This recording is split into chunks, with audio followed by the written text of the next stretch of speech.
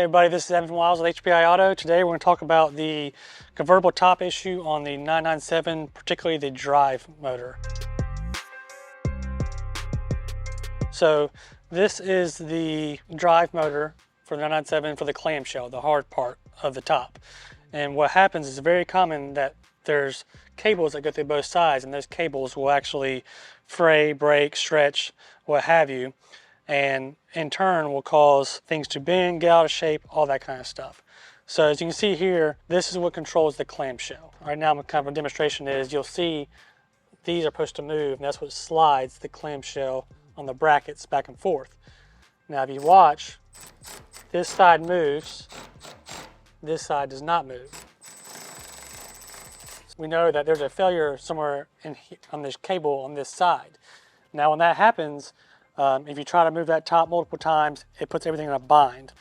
And what actually moves and clamps down to this is this little piece right here, and this slides back and forth, and this goes onto the bracket for the clamshell.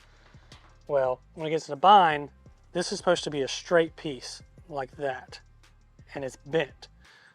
And it bolts right here, and this is your bracket that goes to the clamshell.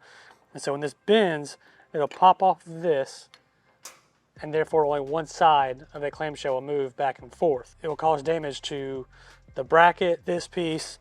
You can see here where it's kind of tough to see now, I got it apart, but it's actually wallered out some of the holes in this bracket. So even if you replace the drive unit, if you don't replace this bracketry, the top will never be proper, and you're going to be put in a bind, which in turn will stress this again and make these cables break again.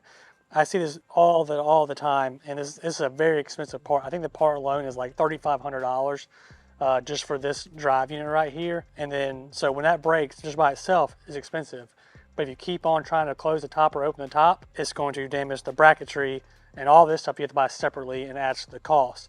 So if your top stops working, don't try to keep pushing the button and getting it to close or open. Just go ahead, manually close it, and then take it to a shop. That way we can figure this out, and instead of replacing everything, we can solely just replace this drive unit right here, get the top working again, and get it back on the road.